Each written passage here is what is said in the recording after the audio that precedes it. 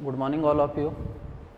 Virat Kings defence academy के online platform पर आप सबका स्वागत है। और एयरफोर्स और नेवी के फिजिक्स पोर्शन की अपन बात कर रहे थे और फिजिक्स पोर्शन में अपन चैप्टर पहला पॉइंट ले रखा था यूनिट्स और मेजरमेंट। इस यूनिट्स और मेजरमेंट वाले टॉपिक में अपन डिस्कस कर रहे थे डायमेंशंस, विमाओं की बात कर रहे थे और कई फिजिकल क्वांटिटी की डायमेंशन मैंने आपको लिखा दी थी। आज उसी ऑर्डर में अपन आगे ले रहे हैं। तो टॉपिक अपन डिस्कस कर रहे थे विमा, डायमेंशंस। एक टॉपिक अपन डिस्कस कर रहे थे विमाएं या डायमेंशंस।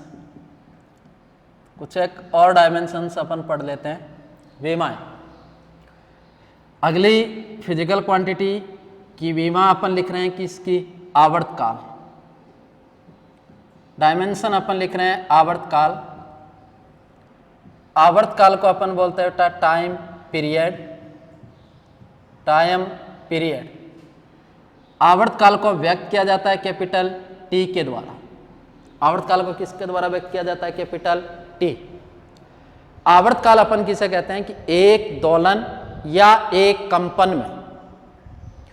अब दोलन क्या होता है कि जैसे सिंपल पेंडुलम की गति की बात करते हैं या घड़ी के पेंडुलम की गति की बात करते हैं, तो घड़ी का पेंडुलम इस तरीके से होता है। ये इसकी कहलाती है मीन पोजीशन, माध्य स्थिति। माध्य स्थिति से एक ओर जाना, पुनः माध्य स्थिति पर आना, माध्य स्थिति से दूसरी ओर जाना और पुनः किस स्थिति पर आना? माध्य। इसे अपन बोलते हैं एक दोलन या एक कंपन। इस एक दोलन या एक कंपन में लगने वाला जो समय होता है उस समय को अपन बोलते हैं आवर्तकाल। तो आवर्तकाल अपन किसे बोलते हैं कि एक दोलन या एक कंपन या एक चक्कर में लगने वाला समय। लगने वाला समय क्या कहलाता है? आवर्तकाल कहलाता है। तो एक दोलन या एक कंपन में लगने वाला समय क्या कहलाता है? आवर्तकाल। आवर्तकाल के मात्रक की अगर अपन बात करते हैं तो इसका मात्रक होगा सेकेंड और सिंबल होगा एस। और आवर्तकाल के विमा की बात करते हैं तो विमा होगी m0 l0 t की पावर 1। तो आवर्तकाल की विमा होती है m0 l0 t की पावर 1। अब अगर आपको पूछा जाए सेकंड वाली सुई का आवर्तकाल, सेकंड वाली घड़ी की सेकंड वाली सुई को एक चक्कर पूरा करने में कितना समय लगता है? 60 सेकंड। अब सेकंड वाली सुई का आवर्तकाल 60 सेकंड और मिनट वाली सुई का आवर्तकाल 60 मिनट और सबसे छोटी वाली सुई या घंटे वाली सुई का आवर्तकाल कितना घंटे होगा? 12। एक चक्कर पूरा करने में कितना घंटे लेती है? 12। अब पृथ्वी सूर्य के चारों ओर चक्कर लगाती है, तो पृथ्वी सूर्य के चारों ओर एक चक्कर पूरा करने में कितना समय लेती है? 365 से ही 1/4 दिन। तो यह भी इसका आवर्तकाल है। अब पृथ्वी जैसे ही सूर्य के चारों ओर चक्कर लगाती है तो पृथ्वी अपनी अक्ष के सापेक्ष भी क्या करती है? घूर्णन। और अपने अक्ष के सापेक्ष घूर्णन का आवर्तकाल पूछा जाएगा तो आंसर आएगा कितने घंटे? 24। तो सेकंड वाली सुई का आवर्तकाल होता है 60 सेकंड, मिनट वाली सुई का आवर्तकाल होता है 60 मिनट या 1 घंटा, घंटे वाली सुई का आवर्तकाल होता है 12 घंटे और पृथ्वी को सूर्य के चारों ओर एक चक्कर पूरा करने में कितना समय लगता है? 365 से 1/4 दिन या 1 वर्ष। जबकि पृथ्वी सूर्य के चारों ओर चक्कर लगाती है तो पृथ्वी अपने अक्ष के सापेक्ष भी क्या करती है? घूर्णन। तो अपने अक्ष के सापेक्ष घूर्णन का आवर्तकाल पूछा जाएगा तो आंसर आएगा कितने घंटे? 24। तो यह आवर्तकाल है। एक दोलन या एक कंपन में लगने वाला समय क्या कहलाता है? आवर्तकाल। अब इसके बाद अपन टॉपिक ले रहे हैं, अगली विमा अपन बात कर रहे हैं। आवर्तकाल का एक सूत्र याद रखना, टाइम पीरियड या आवर्तकाल। और आवर्तकाल का सूत्र होता है T is equal to 2 pi upon omega. तो आवर्तकाल का सूत्र होता है T is equal to 2 pi upon omega, और आवर्तकाल का मात्रक अपन सबको होता है बेटा क्या, सेकंड। तो आवर्तकाल का सूत्र याद रखना, T is equal to 2 pi upon omega. इसके बाद अगली फिजिकल क्वांटिटी अपन डिस्कस कर रहे हैं, फ्रीक्वेंसी, आवृत्ति। आवृत्ति को स्मॉल n से डिनोट किया जाता है। आवृत्ति किसे कहते हैं? प्रति सेकंड कंपनों की संख्या, और प्रति सेकंड कंपनों की संख्या क्या कहलाती है? आवृत्ति। आवृत्ति का सूत्र होता है n is equal to 1 upon T. अब आवर्तकाल का मात्रक सेकंड, तो आवृत्ति का मात्रक पूछा जाएगा, तो इसका मात्रक होगा सेकंड इनवर्स। या आवृत्ति का मात्रक अपन क्या भी लिख सकते हैं? हर्ट्ज, और हर्ट्ज को लिखा जाएगा h से z। आवृत्ति की विमा, तो इसकी विमा होगी m0 L0 t की पावर -1। तो आवृत्ति की विमा होती है m0 L0 t की पावर -1। और आवृत्ति किसे कहते हैं? प्रति सेकंड कंपनों की संख्या या प्रति सेकंड दोलनों की संख्या क्या कहलाती है? आवृत्ति। और आवृत्ति का सूत्र होता है n is equal to 1 upon T. मात्रक होगा सेकंड इनवर्स, और इसकी विमा होगी m0 L0 t की पावर -1। अब यहां मैंने आपको बताया आवर्तकाल का सूत्र होता है n इज इक्वल टू, आवर्तकाल का सूत्र t is equal to 2 pi upon omega. तो यहां से अगर अपन आवर्ती का सूत्र देखते हैं तो n is equal to 1 upon T, और t की जगह अपन पुट करेंगे 2 पाई अपॉन ओमेगा, तो ओमेगा ऊपर चला जाएगा, ओमेगा अपॉन 2 पाई। तो आवर्ती का सूत्र याद रखना बेटा, n is equal to omega upon 2 pi. यह आवर्ती का सूत्र होता है।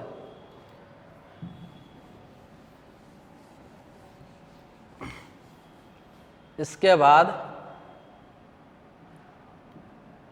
विमा अपन लिख रहे हैं बेटा, प्लांक नियतांक, Planck constant, Planck constant, Planck नियतांक, और इसको डिनोट किया जाता है स्मॉल h के द्वारा। और इसकी विमा पीछे वाले एसएसआर के पेपर में पूछी गई निम्न में से प्लांक नियतांक की विमा है। देखो प्लांक नियतांक की विमा अपन लिखते हैं, तो आप सबको होता है बेटा प्रकाश एक कैसी राशि है? Light is a quantise quantity. प्रकाश एक कैसी राशि है? क्वांटिकृत। अब प्रकाश एक क्वांटिकृत राशि है, ये कौन कहता है?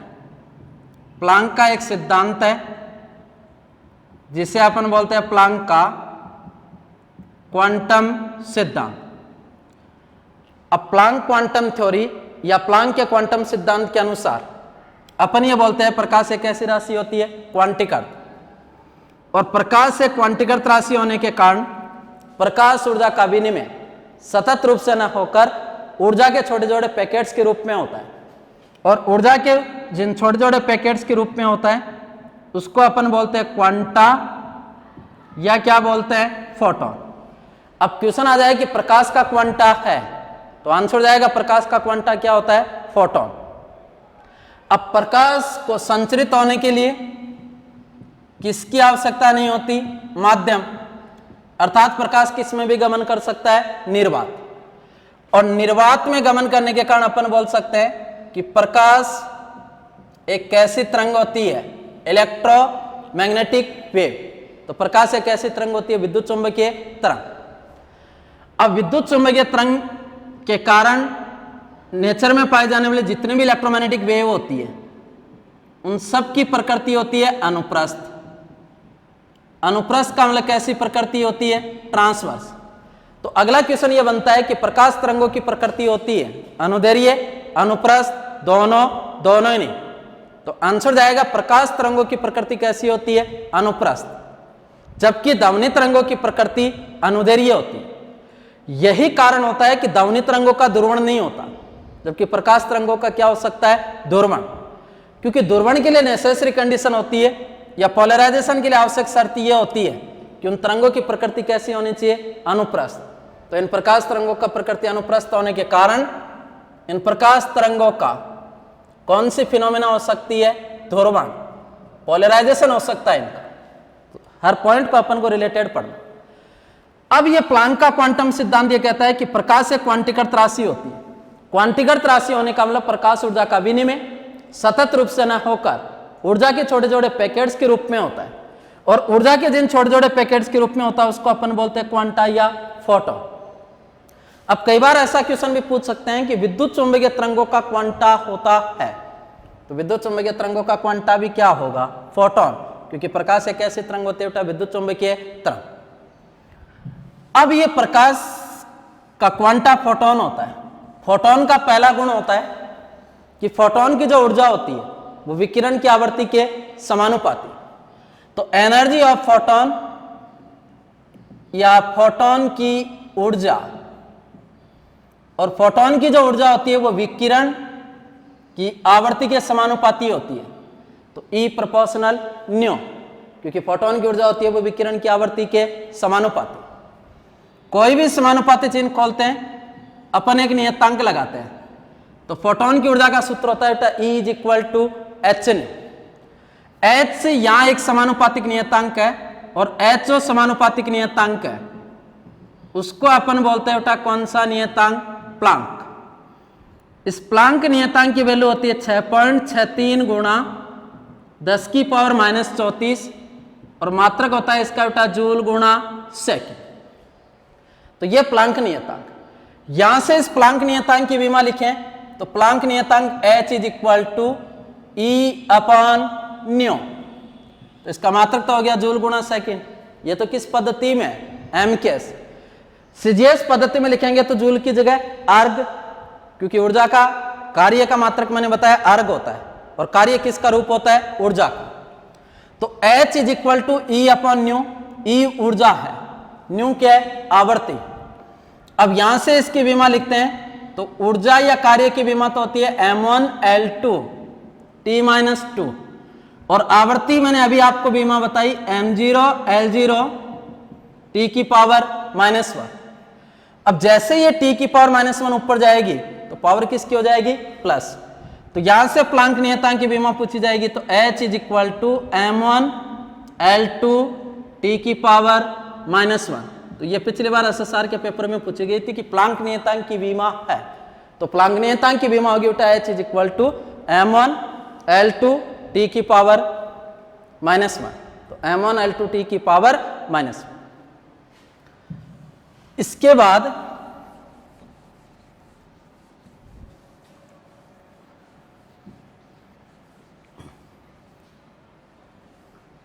आगे देखो, विमा अपन लिख रहे हैं किसके, आवेश।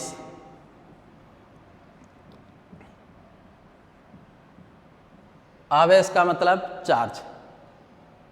तो आवेश की विमा लिखे तो विद्युत धारा होती है I is equal to Q upon T, कि किसी भी चालक में आवेश प्रवाह की दर को अपन बोलते हैं विद्युत धारा।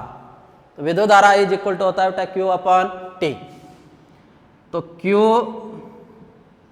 यहां आवेश है तो Q is equal to I into T। I तो विद्युत धारा है और T क्या है, समय। यहां से इसका मात्रक देखें तो इसका मात्रक हो जाएगा विद्युत धारा का मात्रक तो एम्पियर और समय का मात्रक सेकेंड।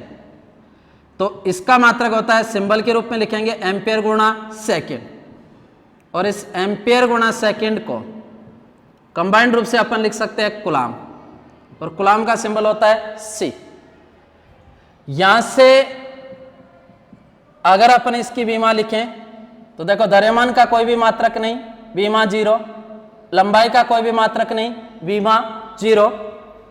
T समय को अपन लिखते हैं T से 1। अब मैंने आपको बताया कि किसी भी भौतिक राशि को, व्युत्पन्न भौतिक राशि को मूल राशियों के पदों में व्यक्त करने पर इन 3 मूल मात्रकों के अलावा कोई अन्य मूल मात्रक भी काम में आता है तो उसके प्रतीक चिन्ह पर उचित घात लगाकर किस समीकरण में लिख दिया जाता है, विमीय समीकरण। तो यहां इन 3 के अलावा एक अन्य मूल मात्रक और क्या है, एम्पियर। एम्पियर का सिंबल होगा A1। तो इसकी विमा होती है बेटा M0 L0 T1 और A की पावर 1। ठीक है, इसके बाद आपको बता रहा हूं आवेश का एसआई पद्धति में मात्रक तो होता है कूलाम। आवेश के अन्य मात्रकों की बात करें अपन तो आवेश का एक मात्रक होता है स्टेट कूलाम, और स्टेट कूलाम का अपन लिखते हैं बेटा ESU, इलेक्ट्रोस्टैटिक यूनिट। एक आवेश की यूनिट होती है जिसको अपन बोलते हैं परम कूलाम, अपन इसको लिखते हैं EMU। एक आवेश का मात्रक और होता है जिसको अपन बोलते हैं फैराडे। ठीक है, तो आवेश के अन्य मात्रकों की बात करूं तो आवेश का एसआई पद्धति में मात्रक है कूलाम। ये स्टेट कूलाम होता है ना बेटा, इसी को अपन बोलते हैं फ्रैंकलिन। क्या भी बोलते हैं, फ्रैंकलिन। अब इसके 2 क्वेश्चन बनते हैं कि आवेश का सबसे छोटा मात्रक कौन सा है और आवेश का सबसे बड़ा मात्रक कौन सा है। अब आवेश का एसआई पद्धति में मात्रक तो मैंने बताया कूलाम। अब आवेश के 2 मात्रक और होते हैं, एक तो स्टेट कूलाम, एक होता है परम कूलाम, और एक मात्रक होता है फैराडे। तो यहां 2 इंपॉर्टेंट क्वेश्चन बन रहे हैं कि आवेश का सबसे छोटा मात्रक। ठीक है, अगला क्वेश्चन बनता है आवेश का सबसे बड़ा मात्रक। तो अगर क्वेश्चन आ जाए कि आवेश का सबसे छोटा मात्रक क्या है, तो आंसर याद रखना कि आवेश का सबसे छोटा मात्रक स्टेट कूलाम या फ्रैंकलिन, जबकि आवेश का सबसे बड़ा मात्रक होता है फैराडे, जिसका सिंबल अपन लिखते हैं किससे, F। तो आवेश का सबसे छोटा मात्रक तो होता है स्टेट कूलाम और आवेश का सबसे बड़ा मात्रक होता है फैराडे। तो सबसे छोटा मात्रक होगा बेटा स्टेट कूलाम और सबसे बड़ा मात्रक इसका होगा फैराडे। आवेश का सबसे छोटा मात्रक होता है ESU, state coulomb. State coulomb से बड़ा मात्रक होता है कूलाम। कूलाम से बड़ा मात्रक होता है परम कूलाम EMU, और सबसे बड़ा मात्रक होता है इसका फैराडे। तो इस क्रम को याद रखना कि आवेश का सबसे छोटा मात्रक इलेक्ट्रोस्टैटिक यूनिट, इससे बड़ा मात्रक होता है कूलाम, कूलाम से बड़ा मात्रक होता है इलेक्ट्रोमैग्नेटिक यूनिट परम कूलाम, और सबसे बड़ा मात्रक होता है फैराडे। एक फैराडे में कितने कूलाम होते हैं बेटा, तो याद रखना कि एक फैराडे में 96,500 कूलाम होते हैं, जबकि एक परम कूलाम में कितने कूलाम होते हैं, 10। तो एक फैराडे में कूलाम होते हैं 96,500 कूलाम, और एक परम कूलाम में कितने कूलाम होते हैं, 10। जबकि एक कूलाम में कितने स्टेट कूलाम होते हैं, तो ये एक और याद रख लेना कि एक कूलाम में कितने स्टेट कूलाम होते हैं, 3 × 10⁻9 स्टेट कूलाम होते हैं। ठीक है, तो यह है आवेश। तो याद रखना है कि आवेश का सबसे छोटा मात्रक तो होता है फ्रैंकलिन और आवेश का सबसे बड़ा मात्रक होता है फैराडे। अब देखो, ये तो हो गई मेन फिजिकल क्वांटिटी। अब देखो, एक और बोलता हूं मैं, ये अपने बहुत जगह काम में आएगी। गुरुत्वाकर्षण। गुरुत्वाकर्षण इसको व्यक्त किया जाता है स्मॉल g, और त्वरण तो ये कैसी क्वांटिटी है, वेक्टर, सदिश राशि। देखो, मैंने ये बताया कि बल एक ऐसा बाह्य कारक होता है तो किसी भी वस्तु या पिंड में क्या उत्पन्न कर देता है, त्वरण। तो बल एक ऐसा बाह्य कारक होता है जो किसी भी पिंड या वस्तु पर आरोपित करने पर उस पिंड या वस्तु में क्या उत्पन्न कर देता है, त्वरण। ठीक है, जबकि गुरुत्वीय त्वरण अपन किसे कहते हैं, जब किसी पिंड या वस्तु में त्वरण गुरुत्वाकर्षण बल के कारण उत्पन्न होता है। किस बल के कारण उत्पन्न होता है? गुरुत्वाकर्षण बल के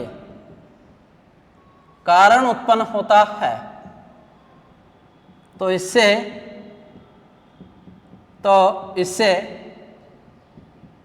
गुरुत्वीय त्वरण कहते हैं। तो इसे गुरुत्वीय त्वरण कहते हैं। तो गुरुत्वीय त्वरण अपन किसे कहते हैं? जब किसी भी, देखो बल एक ऐसा बाह्य कारक होता है जो किसी भी वस्तु में क्या उत्पन्न करता है? त्वरण। जब किसी वस्तु या पिंड में त्वरण गुरुत्वाकर्षण बल के कारण उत्पन्न होता है तो उसे कौन सा त्वरण कहते हैं? गुरुत्वीय। जैसे मान लीजिए मेरे हाथ में ये पिंड है, कोई वस्तु है, जैसे इसको अपन छोड़ेंगे ये पिंड किधर गति करेगा? नीचे की ओर। तो जैसे जैसे ये नीचे की ओर गति करेगा तो इसका वेग बढ़ेगा। वेग बढ़ेगा तो आपको बताया कि वेग में परिवर्तन की दर को क्या बोलते हैं? त्वरण। लेकिन मैं को धक्का थोड़ी मार रहा हूं, पृथ्वी इसको अपनी ओर आकर्षित कर रही है और जिस बल द्वारा आकर्षित कर रही है उसको कौन सा बल कहते हैं? गुरुत्वाकर्षण बल। तो जब किसी भी पिंड या वस्तु में यह त्वरण अगर गुरुत्वाकर्षण बल के कारण उत्पन्न होता है तो उसे अपन बोलते हैं बेटा कौन सा त्वरण? गुरुत्वीय त्वरण। इस गुरुत्वीय त्वरण स्मॉल जी का एमकेस पद्धति में मान होता है 9.8 मीटर प्रति सेकंड स्क्वायर। ये वाला मान मैंने लिखा किस पद्धति में? एमकेस। तो गुरुत्वीय त्वरण स्मॉल जी का एमकेस पद्धति में मान 9.8 मीटर प्रति सेकंड स्क्वायर, जबकि सीजीएस पद्धति में इसका मान होता है 980 सेंटीमीटर प्रति सेकंड स्क्वायर। यह होता है सीजीएस पद्धति में। और गुरुत्वीय त्वरण स्मॉल जी का एपीएस पद्धति में मान होता है 32 फीट प्रति सेकंड स्क्वायर। यह किस पद्धति में मान है? एपीएस। तो गुरुत्वीय त्वरण स्मॉल जी का एमकेएस पद्धति में मान होता है 9.8 मीटर प्रति सेकंड स्क्वायर, सीजीएस पद्धति में होता है 980 सेंटीमीटर प्रति सेकंड स्क्वायर और एपीएस पद्धति में इसका मान होता है 32 फीट प्रति सेकंड स्क्वायर। इसके बाद मैं आपको बता रहा हूं कि इस गुरुत्वीय त्वरण स्मॉल जी का मान सर्वाधिक कहां होता है? तो याद रखना कि गुरुत्वीय त्वरण स्मॉल जी का मान सर्वाधिक होता है पृथ्वी की सतह पर। तो गुरुत्वीय त्वरण स्मॉल जी का सर्वाधिक मान होता है पृथ्वी की सतह पर। और पृथ्वी की सतह पर भी सबसे ज्यादा जो मान होता है ना वो होता है किस पर? एट द पोल्स, ध्रुवों पर। तो गुरुत्वीय त्वरण स्मॉल जी का मान सर्वाधिक होता है पृथ्वी की सतह पर और पृथ्वी की सतह पर भी स्मॉल जी का मान सर्वाधिक होता है ध्रुवों पर। इसके दो कारण हैं, एक तो पृथ्वी का आकार और दूसरा है पृथ्वी के घूर्णन के कारण। भूमध्य रेखा पर कम होता है, ध्रुवों पर क्या होता है? ज्यादा। जैसे अपन पृथ्वी की सतह से ऊंचाई या पृथ्वी की सतह से गहराई में जाते हैं तो जी का मान हमेशा क्या होता है बेटा? कम होता है। इस लाइन को भी याद रखना कि गुरुत्वीय त्वरण स्मॉल जी का मान सर्वाधिक होता है पृथ्वी की सतह पर।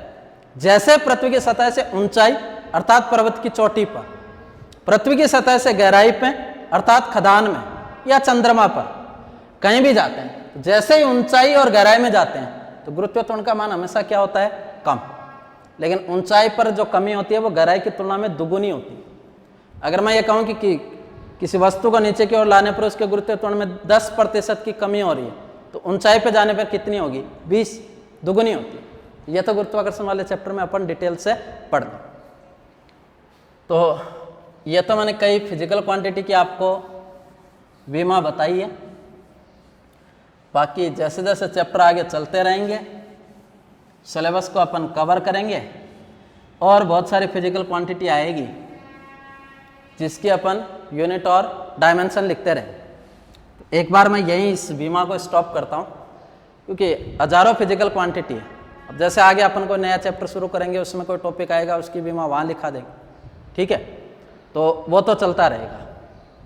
अब आगे टॉपिक अपन लेंगे यूजेज ऑफ डायमेंशनल इक्वेशन, विमीय समीकरणों के उपयोग। और विमीय समीकरणों के उपयोग पढ़ाने से पहले मैं आपको एक क्वेश्चन करवा रहा हूं जो हर बार एग्जाम में पूछा जाता है, अधिकांशतः एग्जाम में वो क्वेश्चन पूछा गया। आप लाइन को समझना है। इसको एक लाइन लिख रहा हूं बेटा, लाइन लिखिए, सम्मान भौतिक राशियों को जोड़ा जा सकता है, समान भौतिक राशियों को जोड़ा जा सकता है तथा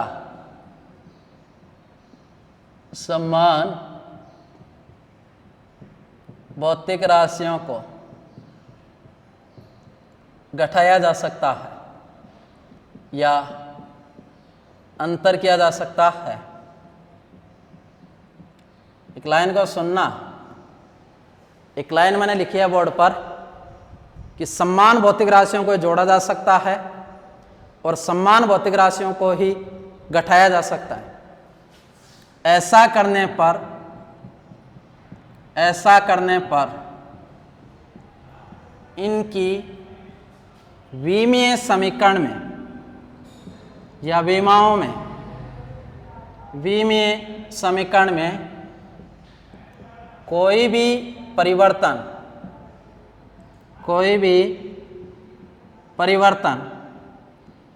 नहीं होता है।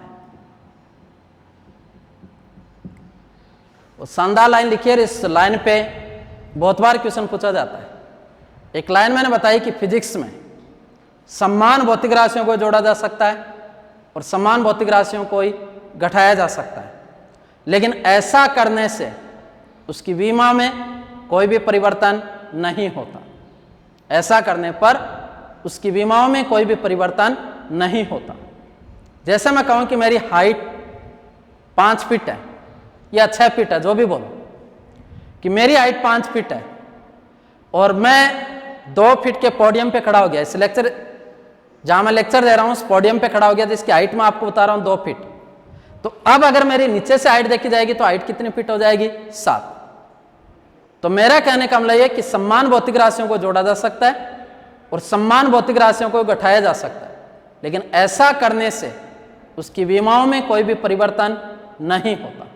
इस टॉपिक पे कई बार क्वेश्चन आते हैं।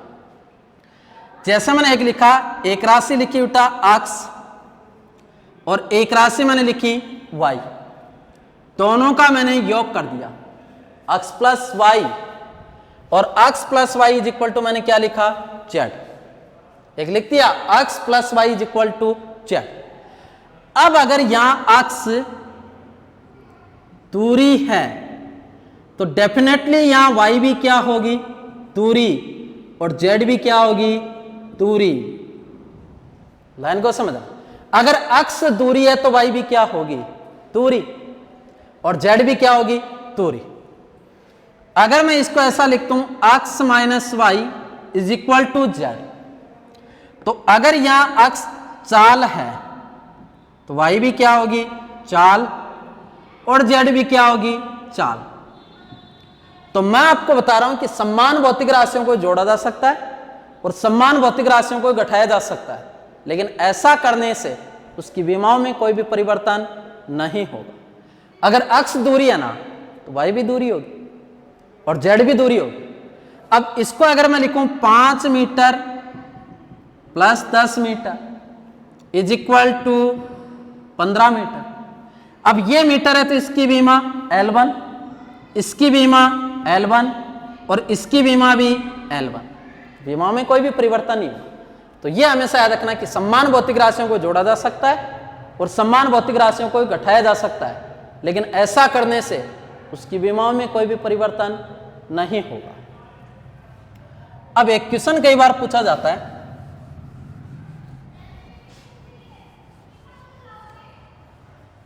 इसमें कई बार क्वेश्चन पूछा जाता है। इसमें मैं एक क्वेश्चन लिख रहा हूं, देखो, वांडरवाल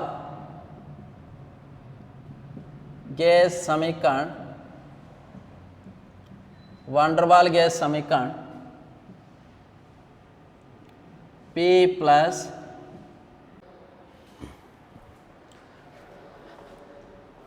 देखो अपन क्वेश्चन एक लिया मैंने वांडरवाल गैस समीकरण, और वांडरवाल गैस समीकरण लिए P plus A upon V square V minus B is equal to R T में।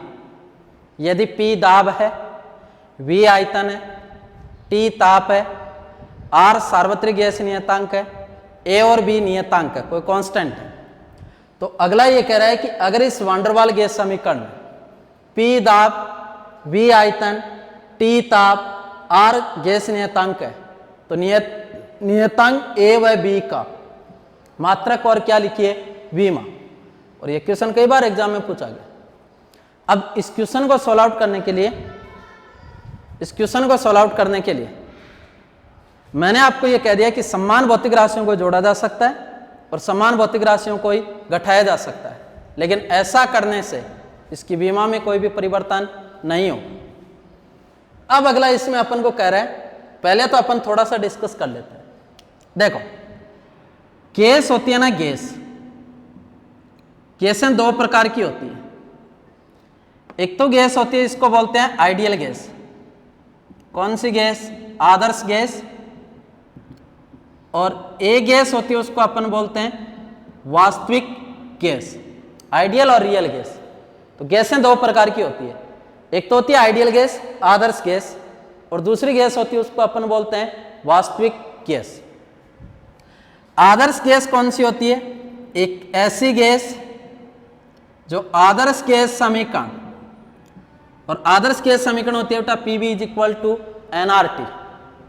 तो एक ऐसी गैस जो आदर्श गैस समीकरण PV is equal to NRT की पालना करती है और साथ में गैस नियमों की भी पालना करती है। अब गैस नियम में अपन पढ़ेंगे बेटा किसका? बॉयल का, चार्ल्स का, गैलोसाक का, डाल्टन का आंशिक दाब का नियम, और एक नियम अपन पढ़ेंगे किसका नियम? अवोगाद्रो का नियम। तो एक ऐसी गैस जो आदर्श गैस समीकरण और इन गैस नियमों की पालना करती है, उस गैस को तो अपन बोलते हैं बेटा कौन सी गैस? आदर्श गैस। जबकि एक ऐसी गैस जो आदर्श गैस समीकरण और गैस नियमों की पालना न करके कौन सी गैस समीकरण की पालना करती है? वांडरवाल गैस समीकरण की पालना करती है। और जो गैस वांडरवाल गैस समीकरण की पालना करती है उसको कौन सी गैस बोलते हैं? वास्तविक। प्रकृति में पाई जाने वाले सारी की सारी गैसें होती है वो वास्तविक होती है। अब कई बार ये क्वेश्चन पूछा जाता है कि किन स्थितियों में वास्तविक गैस आदर्श गैस की तरह व्यवहार करती है। क्वेश्चन ये आता है कि किन स्थितियों में वास्तविक गैस किसकी तरह व्यवहार करती है, कि किन स्थितियों में वास्तविक गैस है वो आदर्श गैस की तरह व्यवहार करने लग जाती है। ऑप्शन ए निम्न दाब, निम्न ताप। ऑप्शन बी निम्न दाब, उच्च ताप। ऑप्शन सी उच्च दाब, निम्न ताप। ऑप्शन डी उच्च दाब और उच्च ताप। अब ये क्वेश्चन कई बार स्टेट में भी ये क्वेश्चन पूछा गया था पिछली बार फिजिक्स के स्टेट में, कि किन स्थितियों में वास्तविक गैस आदर्श गैस की तरह व्यवहार करने लग जाती है। ऑप्शन थे निम्न दाब, निम्न ताप, निम्न दाब, उच्च ताप, उच्च दाब, निम्न ताप, उच्च दाब या उच्च ताप। तो याद रखना कि जब दाब तो होगा निम्न और ताप होगा उच्च, तो निम्न दाब और उच्च ताप पर जो वास्तविक गैस होती है वो व्यवहार करने लग जाती है किस गैस की तरह? आदर्श। तो ये एक क्वेश्चन और हो गया कि किन स्थितियों में वास्तविक गैस आदर्श गैस की तरह व्यवहार करने लग जाती है। तो याद रखना कि निम्न दाब और उच्च ताप पर वास्तविक गैस है वो किस गैस की तरह व्यवहार करने लग जाती है? आदर्श। अब अपन को इस क्वेश्चन को सॉल्व आउट करना है। क्वेश्चन में दे रखा बेटा वांडरवाल गैस समीकरण P plus A upon V square B minus B is equal to R T में यदि P दाब है, V आयतन है, T ताप है, R गैस नियतांक है, तो नियतांक A और B का मात्रक और क्या लिखनी है? विमा। तो सबसे पहले अपन को लिखना है A का मात्रक व क्या लिखनी है, विमा। अब इस समीकरण में देखो P plus A upon V square, इसको आप मानो अक्ष, इसको आप मानो y। तो अक्ष की जगह तो मैंने लिख रखा है बेटा P और y की जगह मैंने लिख रखा है A अपॉन V स्क्वायर। अब अक्ष का मुझे पता है कि P क्या है, दाब। तो P अगर दाब होगा तो definitely A upon V square भी क्या होगा, दाब, क्योंकि समान राशियों को जोड़ा जा सकता है और समान राशियों को ही घटाया जा सकता है, लेकिन ऐसा करने से विमाओं में कोई भी परिवर्तन नहीं होता। ठीक है, विमाओं में कोई भी परिवर्तन नहीं होता। इसका मतलब अगर यहाँ P दाब है तो A अपॉन V स्क्वायर भी क्या होगा, दाब। तो कहने का मतलब P की विमा बराबर होगी A अपॉन V स्क्वायर की, क्योंकि समान राशियों को जोड़ा जा सकता है और समान राशियों को ही घटाया जा सकता है। तो कहने का मतलब यहाँ P बराबर होगा किसके, A अपॉन V स्क्वायर। तो P दाब है, V आयतन। विमा अपन को किसकी चाहिए, A। A is equal to P into V square. यहां से इसकी मैं विमा लिखूं तो A, P तो दाब, दाब की विमा M1 L-1 T-2 और आयतन की विमा अपन को पता है L की पावर 3 और ये बार, तो बाहर वाली पावर अंदर वाली पावर से गुणा हो जाएगी। तो यहां से इसकी विमा लिखूं A M1 L-1 T-2 और बाहर वाली पावर को अंदर वाली पावर से गुणा कर दूं तो L की पावर 6। अब L की पावर 6 L की पावर -1 आधार समान होने पर घातीय परस्पर जुड़ जाती है, तो -1 में 6 जोड़ेंगे तो कितना बचेगा, A is equal to M1 L5 T की पावर -2। तो नियतांक A की विमा होगी बेटा M1 L5 और T की पावर -2, क्योंकि समान राशियों को जोड़ा जा सकता है और समान राशियों को ही घटाया जा सकता है। अब यहां से इसका मात्रक देखें तो A इज इक्वल टू लिख रखा है P into V square. P दाब है, दाब का मात्रक होगा न्यूटन प्रति मीटर स्क्वायर। V आयतन मीटर क्यूब का होल स्क्वायर। तो यहां से इसका मात्रक देखें तो newton upon metre square into metre की पावर 6। तो यहां से इसका आंसर आएगा न्यूटन इंटू मीटर की पावर 4। तो A का मात्रक MKS पद्धति में होगा बेटा न्यूटन इंटू मीटर की पावर 4। CGS पद्धति में देखेंगे तो न्यूटन की जगह डायन और मीटर की जगह सेंटीमीटर। तो CGS पद्धति में इसका मात्रक होगा डायन गुणा सेंटीमीटर की पावर 4 और ये किस पद्धति में है, MKS पद्धति। इस तरीके से इसका मात्रक और क्या निकालनी है, विमा, क्योंकि समान राशियों को जोड़ा जा सकता है और समान राशियों को ही घटाया जा सकता है। और इसका मात्रक हो सकता है, एक मात्रक कई बार ऑब्जेक्टिव टाइप क्वेश्चन में घुमा घुमा के देंगे। P दाब है, दाब का मात्रक मैंने बता रखा है पास्कल। V आयतन मीटर क्यूब, तो मीटर की पावर 6, तो पास्कल इंटू मीटर की पावर 6, ये भी इसका मात्रक हो सकता है। तो समान राशियों को जोड़ा जा सकता है और समान राशियों को ही घटाया जा सकता है, लेकिन ऐसा करने से उसकी विमाओं में कोई भी परिवर्तन नहीं होगा। दूसरी बात, आगे अपन को चाहिए किसका, P। तो विमा लिखे हैं अपन सबसे पहले B की विमा। अब देखो B को मैं घटा रहा हूं किस में से, V माइनस P। V का मुझे पता है, क्वेश्चन में दे रखा है V क्या है, आयतन। तो मैंने ये बता रखा है कि समान राशियों को जोड़ा जा सकता है और समान राशियों को ही घटाया जा सकता है। तो यहां V की विमा बराबर होगी किसकी विमा के, P की विमा के बराबर होगी। तो V की विमा बराबर होगी किसकी विमा के, P। V क्या है, आयतन। तो आयतन की विमा होती है m0 L³ T की पावर 0। ये B की विमा आ गई। P का मात्रक बराबर होगा V आयतन, आयतन का मात्रक मीटर क्यूब और CGS पद्धति में सेंटीमीटर क्यूब। तो ये क्वेश्चन कई बार एग्जाम में पूछा गया और आगे भी पूछा जा सकता है। आपको केवल एक ही लाइन याद रखना है कि समान राशियों को जोड़ा जा सकता है और समान राशियों को ही घटाया जा सकता है, लेकिन ऐसा करने से उसकी विमाओं में कोई भी परिवर्तन नहीं होगा। क्लियर। आगे देखो,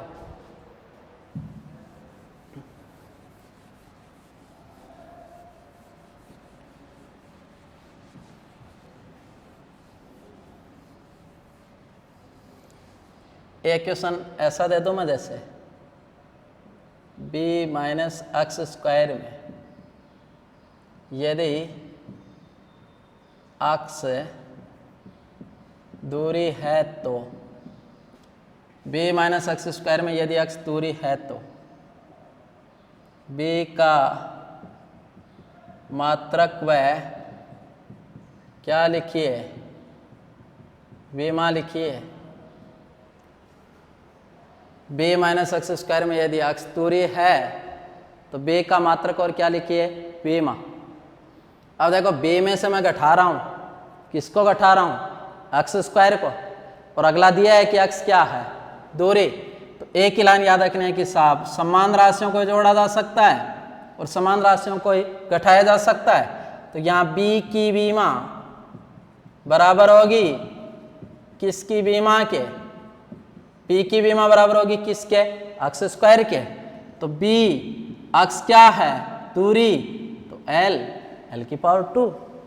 और इस b माइनस एक्स स्क्वायर की विमा पूछ ले, अगर पूछ ले b माइनस एक्स स्क्वायर में यदि अक्ष दूरी है तो b माइनस एक्स स्क्वायर की विमा लिखी। क्वेश्चन को तो कैसे भी दे सकता है। अब ये मत कर देना कि इसकी विमा भी एल स्क्वायर, इसकी विमा भी एल स्क्वायर, एल स्क्वायर में से एल स्क्वायर गया बोले 0, ये मत कर देना।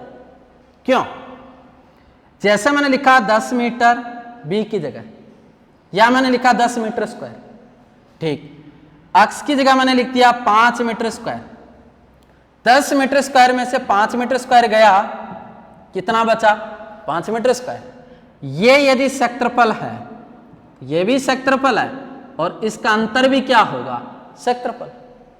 तो विमा इसकी भी होगी एल स्क्वायर, इसकी भी होगी एल स्क्वायर और इसकी भी होगी एल स्क्वायर।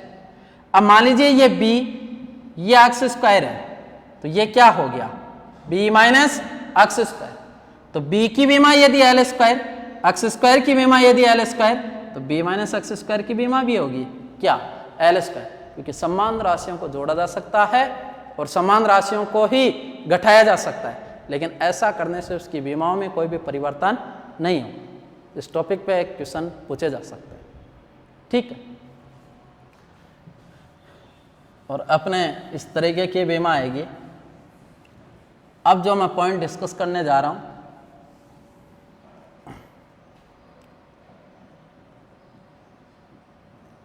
टॉपिक अपन ले रहे हैं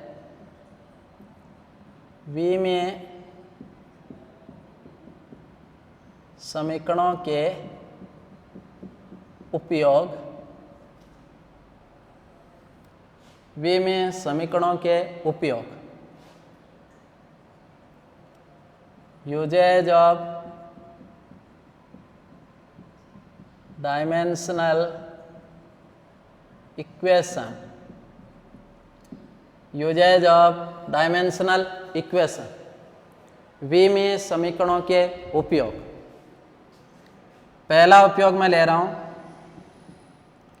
कि V में समीकरणों की सहायता से अपन किसी भी समीकरण की सत्यता की जांच कर सकते हैं बेटा, to check the correctness of given equation. तो पहला यूज मैं पढ़ा रहा हूं कि V में समीकरणों के क्या क्या उपयोग हैं। पहला उपयोग मैं पढ़ाऊंगा कि V में समीकरणों की सहायता से किसी भी दी गई समीकरण की सत्यता की जांच कर सकते हैं। V में समीकरणों की सहायता से किसी भी दी गई समीकरण की सत्यता की क्या कर सकते हैं, जांच। दूसरा उपयोग अपन पढ़ेंगे कि V में समीकरणों की सहायता से किसी भी भौतिक राशि के परिमाण को एक मात्रक पद्धति से दूसरी मात्रक पद्धति में रूपांतरित कर सकते हैं। तीसरा उपयोग अपन पढ़ेंगे कि V में समीकरणों की सहायता से विभिन्न भौतिक राशियों के मध्य क्या स्थापित कर सकते हैं, सूत्र। विभिन्न भौतिक राशियों के मध्य क्या स्थापित कर सकते हैं, सूत्र। तो उसमें से मैं पहला उपयोग ले रहा हूं कि V में समीकरणों की सहायता से किसी भी समीकरण की सत्यता की अपन क्या कर सकते हैं, जांच। मान लीजिए इसमें मैं आपको कोई समीकरण दूं, x plus y is equal to z. इस समीकरण में 3 टर्म है, 3 पद है, x, y और z। अगला ये पूछेगा कि ये समीकरण भी में रूप से सत्य है या असत्य है। क्वेश्चन दे दिया कि दी गई समीकरण वो भी में रूप से सत्य है या असत्य। तो अपन को इसकी करेक्टनेस को चेक करना, to check the correctness of given equation. इस समीकरण की सत्यता की जांच करना, आपको कुछ नहीं करना। यदि किसी समीकरण में कोई भी दी गई समीकरण और यदि इस समीकरण में जितने भी पद हैं उन सब पदों की विमाएं यदि समान है तो वो समीकरण भी में रूप से सत्य होगी और वो समीकरण भी में समानता सिद्धांत की पालना करेगी। और जब कोई भी समीकरण वी में समानता सिद्धांत की पालना करती है तो वो समीकरण वी में रूप से क्या होगी? सत्य। और अगर वो बराबर नहीं होगी तो समीकरण क्या होगी? असत्य। जैसे ये समीकरण दे रखी है x plus y is equal to z. अगला पूछेगा साहब ये समीकरण सत्य है या असत्य है। अब इस समीकरण में 3 पद हैं, x, y और z। यदि इसमें x की विमा बराबर है y की विमा बराबर है z की विमा, इस समीकरण में 3 पद दे रखे हैं x, y और z। यदि इस दी गई समीकरण में इनके तीनों पदों की विमाएं समान है, x की विमा बराबर है y की विमा की, y की विमा बराबर है z की। यदि इस समीकरण के तीनों पदों की विमाएं समान है तो अपन बोलेंगे समीकरण किस सिद्धांत की पालना कर रही है? v में समानता सिद्धांत की पालना कर रही है। और जैसे ये समीकरण v में समानता सिद्धांत की पालना करेगी तो अपन क्या कहेंगे? ये समीकरण क्या है? सत्य है। ये समीकरण क्या होगी? सत्य। तो यदि कोई समीकरण में जितने भी पद दिए गए और यदि उन सब पदों की विमाएं क्या है? समान, तो यदि सारे पदों की विमाएं समान है तो अपन बोलेंगे वो समीकरण किसकी पालना करती है? v में समानता सिद्धांत की पालना करती है और पालना करेगी तो वह समीकरण सत्य। और मेरा अनुभव यह कहता है कि जितने भी फिजिक्स के पेपर हैं आप उठा के देखना उन पेपरों को, और उस पेपर में अगर डायमेंशन में से क्वेश्चन पूछा गया है थोड़ा सा घुमा के तो वो इस टॉपिक पे पूछते हैं। सीधी बीमा पूछ ली तो बात अलग है, कह दिया बल की बीमा लिखो, कार्य की लिखो, फला फला राशि की बीमा लिखो तो बात अलग है। और थोड़ी बहुत टेढ़ी करके देते हैं ना तो इस टॉपिक पे बीमा पूछते हैं। तो आपको मैंने कह दिया कि यदि कोई समीकरण में जितने भी पद हैं यदि उन सब पदों की विमाएं समान होगी तो वो समीकरण वी में समानता सिद्धांत की पालना करेगी और वो समीकरण वी में रूप से क्या होगी? सत्य। और पालना नहीं करेगी तो अपन बोलेंगे समीकरण वी में रूप से असत्य। ऐसा भी नहीं होगा, कई बार ऐसे समीकरण देगा उसमें x और y की विमा बराबर है, z की नहीं। या ऐसा होगा x और y की विमा बराबर नहीं है लेकिन y और z की बराबर है। या ऐसा होगा कि समीकरण के तीनों ही पदों की विमाएं समान है। अगर इस तरीके की कंडीशन आएगी तो अपन बोलेंगे समीकरण असत्य है, ठीक है। और अगर ऐसी टर्म आएगी x is equal to y is equal to z तो अपन बोलेंगे समीकरण क्या है? सत्य है। समीकरण क्या होगी? सत्य। अब इस पे क्वेश्चन इस तरीके का देगा, अपन क्वेश्चन को डिस्कस करते हैं। इस टॉपिक पे क्वेश्चन इस तरीके का देगा, बल F बराबर 80 plus BT square, F is equal to 80 plus BT square में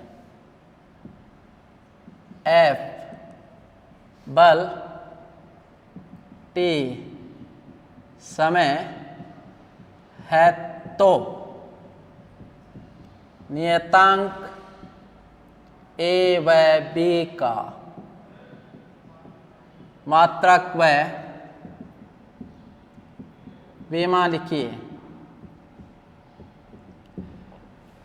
ये फर्स्ट ग्रेड हो गए 3 फिजिक्स में, तीनों में ये क्वेश्चन पूछा गया।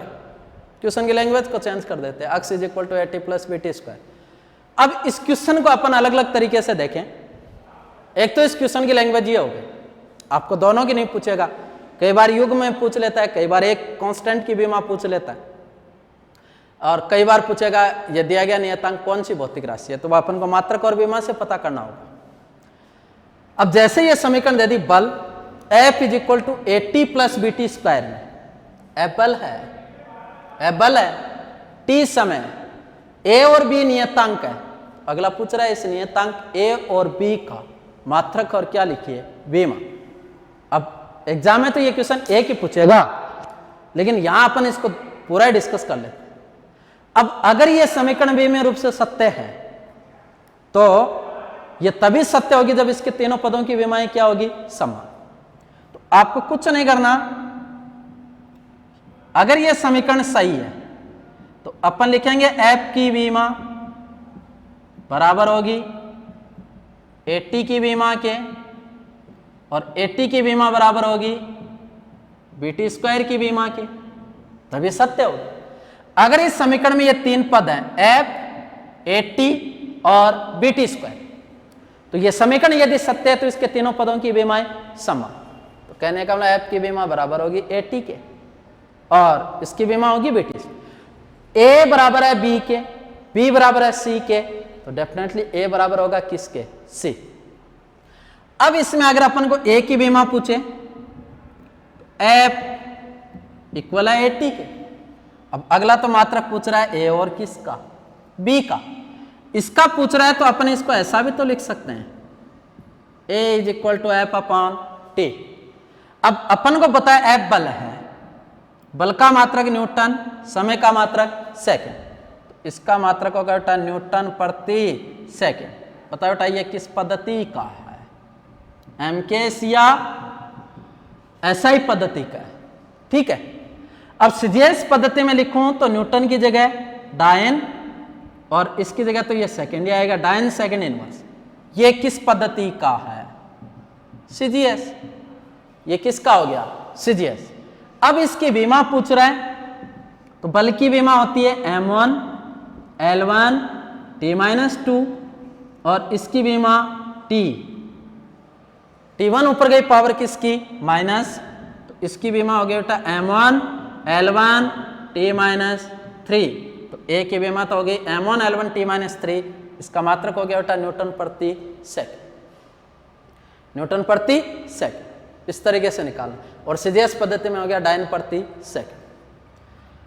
अब अगला अपन को पूछे किसकी, बी की।